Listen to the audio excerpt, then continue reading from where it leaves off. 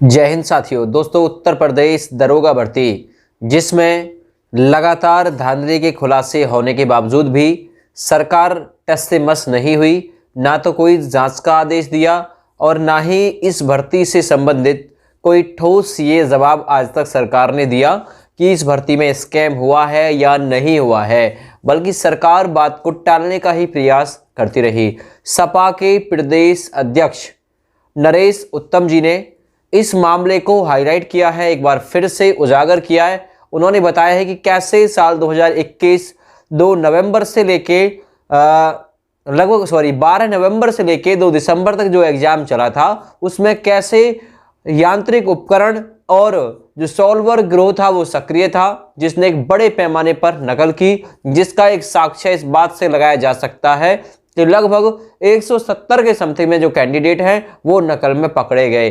तो आज आप लोग वो वीडियो भी मेरी इस वीडियो के साथ में देखेंगे। क्या कहा है उन्होंने, न्यूज़पेपर में भी आज की आया है, तो देखिए जरा एक नजर डाल लेते हैं। दरोगा भर्ती की नए सिरे से हो जांच, और ये मामला इतना ज्यादा हाईलाइट हो जाना चाहिए ताकि सरकार की मजबूरी बन जाए इस भर्ती की जांच कराने की। जांच होनी चाहिए क्योंकि इसमें बहुत सारे नकलची सम्मानित हुए बैठे हैं जो इस सम्मान के योग्य नहीं है जो उन्हें मिला हुआ है। देखिए, समाजवादी पार्टी के प्रदेश अध्यक्ष नरेश उत्तम पटेल ने वर्ष 2020-21 में सब इंस्पेक्टर यानी दरोगा के 9534 पदों पर भर्ती के घोटाले का खुलासा करते हुए ये आरोप लगाया है और आरोप लगाते हुए उसकी नए सिरे से जांच का आदेश दे दिया है। बुधवार को पार्टी कार्यालय में पत्रकारों से बातचीत करते हुए उन्होंने कहा कि यह भर्ती परीक्षा जिस एजेंसी के माध्यम से कराई गई है वह उत्तराखंड व मध्य प्रदेश व उत्तर प्रदेश में ब्लैक लिस्टेड है। तो क्यों उस भर्ती परीक्षा से एग्जाम कराया गया, यानी क्यों उस कंपनी से इस भर्ती का एग्जाम कराया गया, ठीक है ना। 9534 पोस्ट दरोगा की भर्ती जिसमें लगभग 7.5 लाख के समथिंग में अभ्यर्थी आवेदन करने के बाद में एग्जाम में बैठे। आवेदन तो लगभग 12 लाख के समथिंग में किया था, लेकिन बचे कितने थे, बचे थे एग्जाम देने जो पहुंचे वो 7,52,000 के आसपास बैठे थे एग्जाम में, ठीक है। देखिए, तो आप लोग वो वीडियो भी देखिए जिसमें नरेश उत्तम जी ने भाषण दिया है और आपका ये जो मुद्दा है वो उन्होंने उठाया है जो यूपीएसआई स्कैम से जुड़ा हुआ है। ये उन दरोगाओं से जुड़ा हुआ है जो फर्जी दरोगा बने बैठे हैं 20-20 लाख, 15-15 लाख, 10-10 लाख देके, और जो एक जेन्युइन बच्चा है वो बाहर बैठा हुआ है। तो इस मामले को ज्यादा से ज्यादा हाईलाइट करें, साथ दें सपा के प्रदेश अध्यक्ष नरेश उत्तम जी का, जिन्होंने एक बढ़िया प्रयास किया है इस भर्ती को लेके। इस वीडियो को ज्यादा से ज्यादा अपने दोस्तों के पास में शेयर करिएगा और वो वीडियो आप लोग और देख लीजिए जिसमें उन्होंने कबूला है और जिसमें बोला है कि सरकार इस भर्ती की जांच कर ले। चलिए चलते हैं स्क्रीन पे। जो धांधली हुई है अनुसूचित जात और अनुसूचित जनजाति वर्ग में सामान्य वर्ग के अभ्यर्थियों का भी चयन कराया गया है। इस परीक्षा में अभ्यर्थियों से 15-15 लाख रुपए लिए गए हैं, इस तरीके की शिकायतें और समाचार प्राप्त हुए हैं। उदाहरण के तौर पर थाना हुसैनगंज लखनऊ में एक चयनित अभ्यर्थी द्वारा यह स्वीकार भी किया गया है। इस परीक्षा में बायोमेट्रिक उपस्थिति अटेंडेंस लगने का प्रावधान है, परंतु अभ्यर्थी की जगह दूसरे सॉल्वर को बैठाकर परीक्षा कराई गई है, जिससे स्पष्ट होता है कि इस परीक्षा में बड़े पैमाने पर धांधली हुई है। उक्त परीक्षा का प्रकरण माननीय उच्च न्यायालय में इलाहाबाद में लंबित है, परंतु हाईकोर्ट के निर्णय के प्रतीक्षा न करते हुए नियुक्ति की प्रक्रिया भी आगे बढ़ा दी गई है, जिसकी वजह से लगभग 7 लाख अभ्यर्थियों के साथ घोर अन्याय हो रहा है। अतः वर्ष 2020-21 की दरोगा भर्ती की परीक्षा की विस्तृत जांच करने की समाजवादी पार्टी मांग करती है। इस परीक्षा में हुई धांधली के शिकार हुए अभ्यर्थी समाजवादी पार्टी के राष्ट्रीय अध्यक्ष माननीय श्री अखिलेश यादव जी से मिले थे और उन्होंने अपनी पीड़ा बताई और उन्होंने साक्ष्य भी कुछ दिए।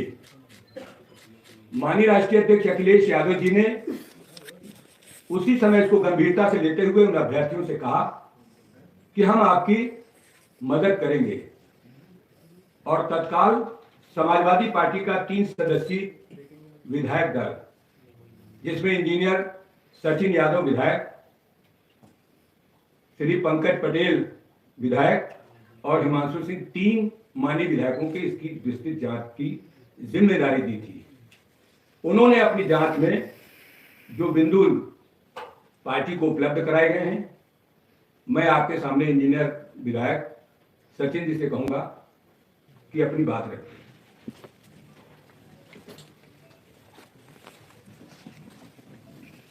सारे पत्रकार बंधुओं को सबसे पहले मैं प्रणाम करूंगा।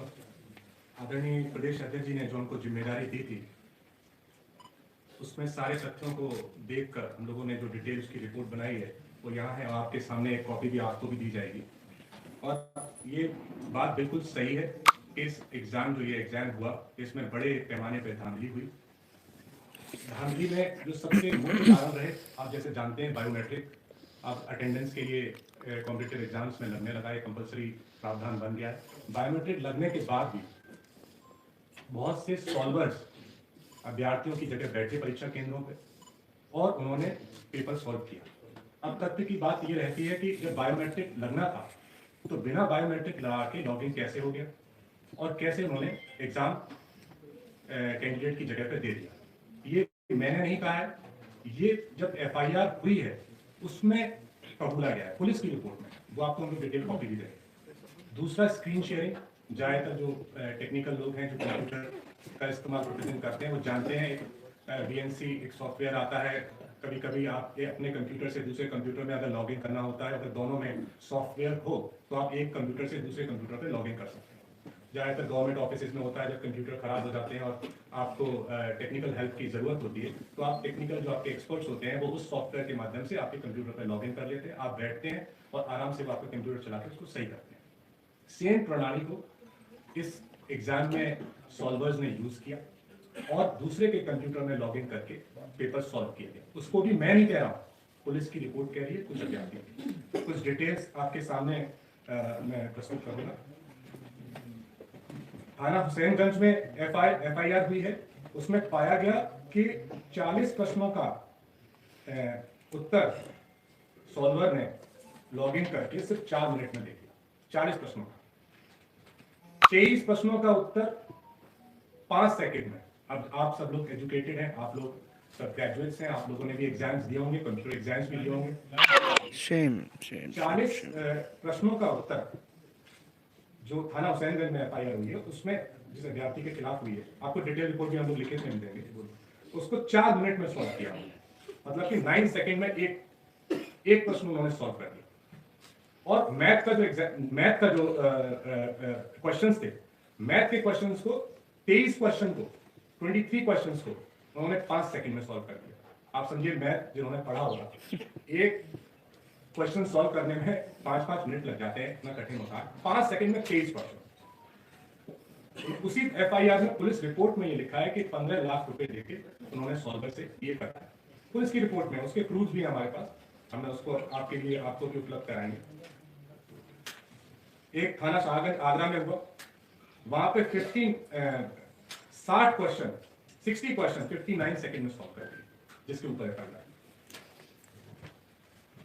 48 क्वेश्चन दूसरे ने 4 मिनट में सॉल्व कर दिए। और इन सभी में BNC सिस्टम का, जो BNC सॉफ्टवेयर, उसका इस्तेमाल किया गया। संत कबीर नगर में भी ऐसा ही हुआ, वहां पर यह भी पाया गया कि बायोमेट्रिक लगाया और बायोमेट्रिक लगाने की जरूरत ही नहीं पड़ी, दूसरे सॉल्वर ने उनका पेपर किया। उसको भी हमने प्रूफ आपके सामने आपको देंगे डिटेल में।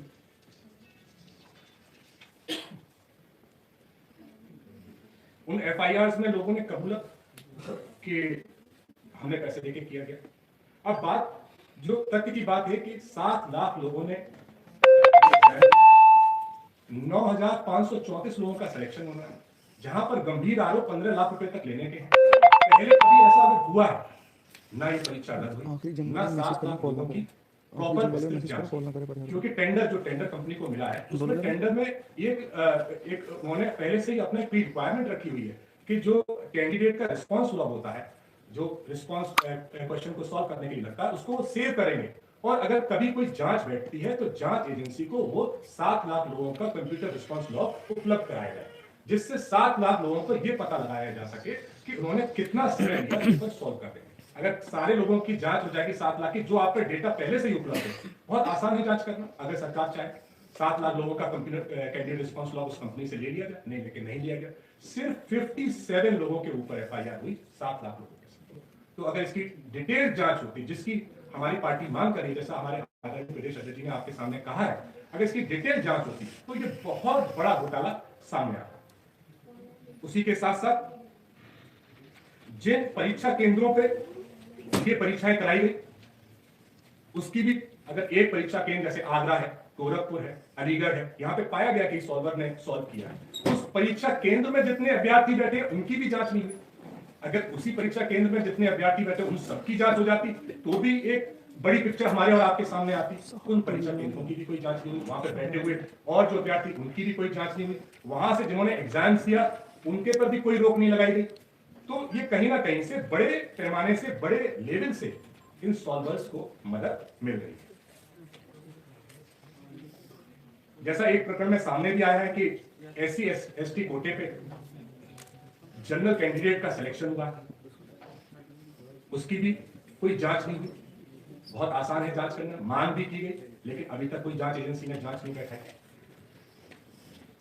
ये प्रकरण उच्च न्यायालय हाईकोर्ट में इलाहाबाद में लंबित भी है, जिसकी कॉपी यहां पर लगी हुई है, जिसकी डेट्स लगातार पड़ रही हैं। लंबित होने के बावजूद भी सरकार की तरफ से अभी तक ये नहीं सोचा गया कि हाईकोर्ट का डिसीजन आने दे, उसके बाद इस पर कुछ फैसला ले। तो बिल्कुल सरकार सॉल्वर्स को मदद करने में लगी। एक कोचिंग है, उसने ये कबूला है कि उसके यहां से 3,500 छात्रों का चयन हुआ है। उसने YouTube पर अपना कहा है कि मैंने 3,500 छात्रों का मेरी कोचिंग से सिलेक्शन हुआ। रोजगार विद अंकित नाम से वो कोचिंग चला, रोजगार विद अंकित। हम लोग डिटेल में भी आपको ये कॉपी उपलब्ध कराएंगे, आपको सारी डिटेल मिल जाएगी और सारी FIR के नंबर्स भी हैं सारे। ये कोचिंग है, ये ऑनलाइन कोचिंग है, ठीक है। इसमें जो जिसको सिलेक्शन हुआ, उसको जिसका सिलेक्शन हुआ उनको उसने सम्मानित भी किया उस कोचिंग में। वो कोचिंग उस सम्मानित अभ्यर्थी के ऊपर FIR है और वो नकल के दोषी में पाया गया। मतलब पुलिस की रिपोर्ट में पाया गया कि इसने पेपर सॉल्व करवाया है स्क्रीन शेयरिंग के माध्यम से, और उसको उस कोचिंग ने सम्मानित किया है और कहा है ये हमारा स्टूडेंट है। और उस कोचिंग ने यह भी कहा है कि ऐसे हमारे 3,500 स्टूडेंट हैं। उस कोचिंग के ऊपर भी कोई जांच नहीं बैठी। उन 3,500 लोगों का जिसका उसने उस अपने वीडियो में माना है कि मैंने उसका कोई उनसे डिटेल नहीं मांगी थी, उन 3,500 लोगों की भी कोई जांच नहीं की गई। तो अब जो कंपनी है, जैसा हमारे आदरणीय प्रदेश अध्यक्ष जी ने कहा कि वो पहले से ही उत्तराखंड में, मध्य प्रदेश में ऐसे प्रकरणों में पहले से ही लंबित पाई गई है, कोई ना कोई उनका जांच रही है, कहीं ना कहीं ब्लैक लिस्टेड हुई है। उसके भी प्रूफ है यहाँ पर, न्यायालय की रिपोर्ट्स में भी उसका मेंशन है। उसको टेंडर मिलना ये भी एक अपने आप में जांच का विषय है, सोचने का विषय है।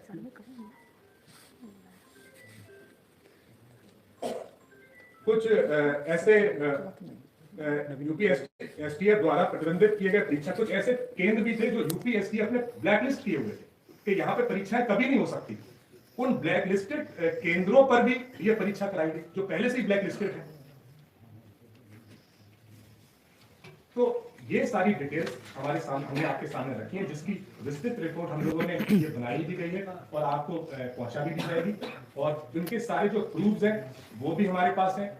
जो हमने हर एक चीज आपके सामने रखी है उसके प्रूफ भी हमारे पास है। तो हमारी बस सरकार से यही मांग है कि इसकी डिटेल्ड जांच हो और जांच करके किसी बड़ी एजेंसी से इसकी जांच कराई जाए। जब तक जांच ना कराई जाए तब तक, क्योंकि आप समझिए कि 9,534 SI जब भर्ती होके आएंगे जो इस गंभीर आरोपों से निकल के आ रहे हैं, तो आप समझिए जब थाने में बैठेंगे और हमारे और आपकी सुरक्षा की जिम्मेदारी इन्हीं की होगी, हमारे परिवार की, हमारे समाज की सुरक्षा की जिम्मेदारी इन्हीं की होगी।